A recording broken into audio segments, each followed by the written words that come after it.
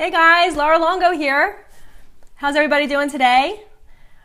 In this edition of Laura Longo Live, we're going to talk about my recent trip, family vacation to Walt Disney World and how that applies to...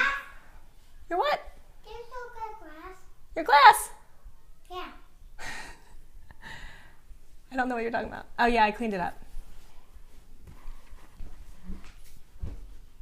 Okay, so that's what happens, right? So I don't know if it's ever going to get easier. I still get so nervous for these videos. I know, I say so a lot. He's picked that up too. So, all right, everybody. So what I'm going to talk about today is some common lessons that kept popping up for me while I was out at Disney World and how that can apply to your business. And so this is going to be a powerful live video today. So if you have any teammates that you might want to see this message, feel free to share it. Feel free to tag them in the comments. It's going to be super powerful. So when you come on, say who you are, where you're watching from. Let me know when the last time you visited Disney World, if you've ever been there. If you've ever been there, Disney World, Disneyland, drop a 1 in the comments. Or if you're planning on going, let me know. We just got back. It was an amazing, amazing experience. This is the third time we brought the kids there, and like every time we go, it's just like this huge, magical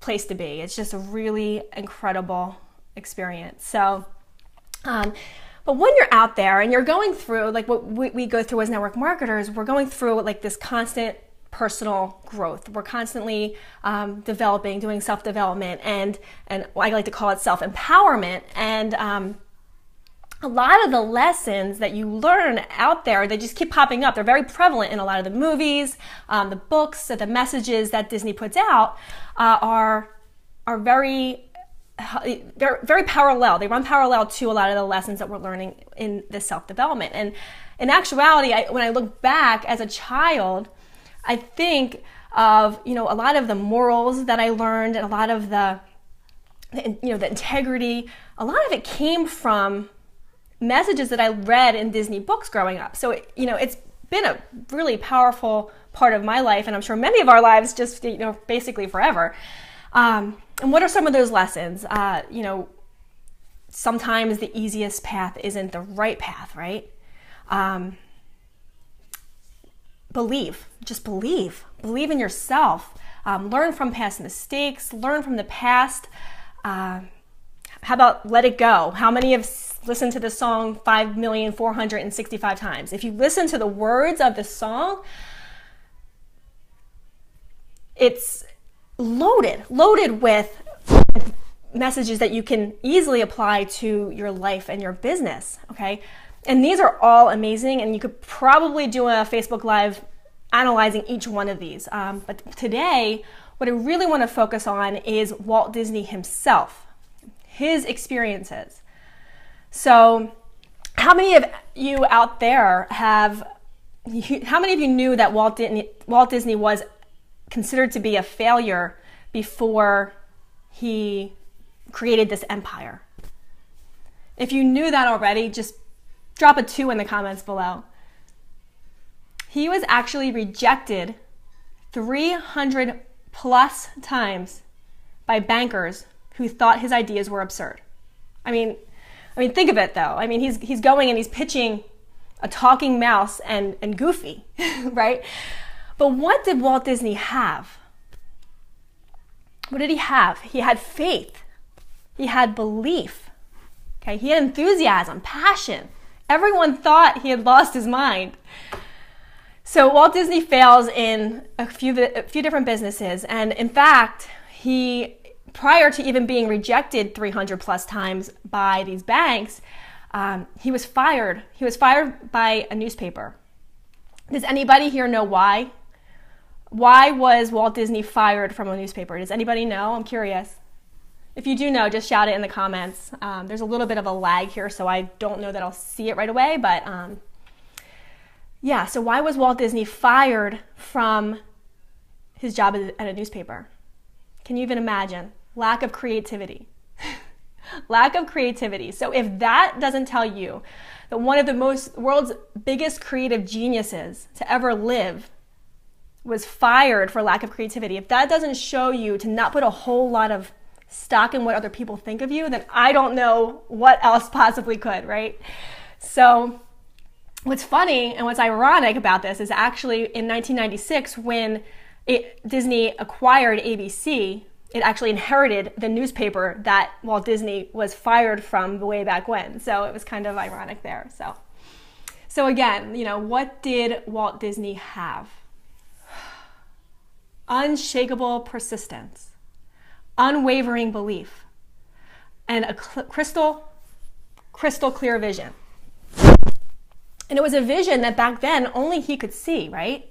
So when Disneyland was in its planning stages, he had brought his friend, Art Linkletter, out to see the land. And now imagine, it's like this vast, vast space, cow pastures, orange groves, and it's a distance from LA. So Art thinks it's like a totally ridiculous idea to build these merry-go-rounds out in the middle of nowhere, right? Out in this cow pasture. That's his business decision, which may make sense for a lot of people, locations, everything, right? So they walk around the property, and as they walk, Walt is describing to Art Linkletter his vivid and detailed vision, okay? He's explaining his visions for Adventureland, Fantasyland, Tomorrowland, and so on, right? And he's explaining it in vivid, crystal clear detail. Now, he goes on to encourage Art Linkletter to purchase the land around the property so that he can later on sell it to developers, right? But Linkletter couldn't see Disney's vision. So he says no. Can you imagine? Could you imagine that? So later, Art Linkletter goes on to explain that because of his inability to see Walt Disney's vision, because he wasn't open, he estimated that every single step that he later made on Disney's property would have been worth to him $3 million per step. $3 million per step if he had been open. Let that sink in. So Walt Disney, he passes in 1966, right? And that's about 5 years before Walt Disney World in Florida is created, is finished, is a reality. And when it opened, a visitor in the park is talking to the creative director there, and his name is Mike Vance, and he's talking about, it's too bad that Walt Disney didn't live to see it. And what did Mike Vance respond? He said, "Oh, but he did see it. That's why it's here." Oh, but he did see it. That's why it's here. Ooh, chills. That's the power of a vision.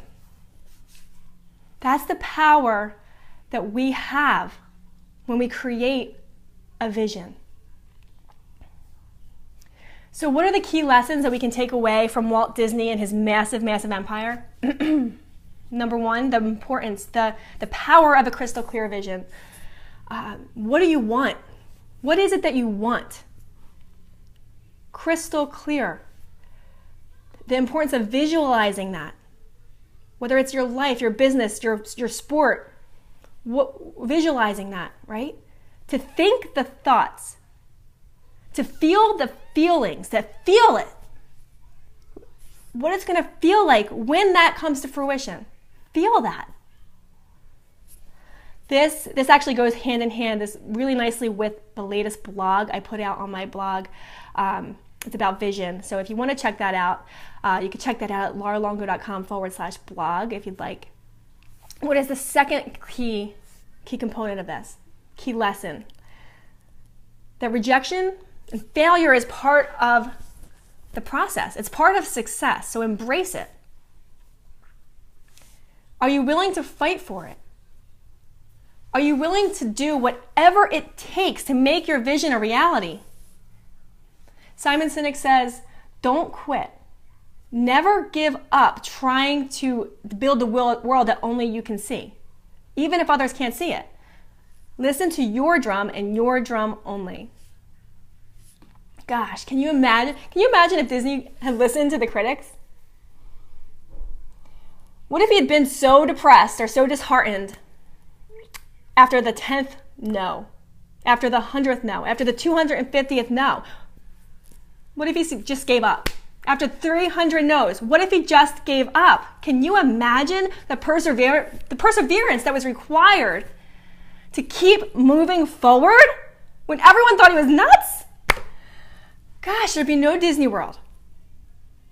There'd be no massive empire that brings joy to millions of families every single day. I wouldn't be doing this Facebook Live video because Luke wouldn't be watching Mickey and the Roadster Racers. My house wouldn't be filled with stuffed animals everywhere. Guys, there'd be no happiest place on earth if he gave up. Walt Disney had an intuitive power that brought his vision to reality and brought it into being. How many of us have flashes of this intuition that we ignore, or that we don't trust, or that we keep silent because we're afraid of being judged, because we're afraid of what other people are going to think, that we're afraid to fail, or maybe even we're afraid to succeed, and what that means. So as network marketers, in the United States, network marketers get a lot of flack. There seems to be a stigma around this profession, and it's not everywhere. In many, many countries, network marketing is business like anywhere else, like any other business, right? But in the United States, there seems to be this stigma, even though I feel like it's getting much, much better. But if you enter into this profession, you have to have thick skin. You have to be willing to take the heat. You have to be willing to hold your vision even when no one else sees it. When people tell you that it's never going to work. When people think you've actually lost your mind. So my amazing mentor, reminds me of my amazing mentor, Jimmy Smith. He is a top lifetime earner in his company, one of the top in the industry. He worked as a butcher for over 40 years in a suburb of Philadelphia. And he was relieved of his position and entered into network marketing. And he was so passionate. And he had this crystal clear vision of what he wanted. And if you've ever met him, he is probably the most grateful man I've ever met. So grateful, heart of service, heart of pure gold, okay? At one point, his wife wanted to have him committed. Everyone thought he lost his mind, but he saw the vision and he went on to amass almost somewhere around $50 million in his current company. So guys, on that note, have faith, believe in yourself, believe in your dreams. Guys, this is our one shot. This is our one shot to live out what we want, to live out our dreams. This is our chance. This is it. Believe in your dreams. If the people around you don't think that you've totally lost your mind yet, then maybe you need to reevaluate how bad you want it.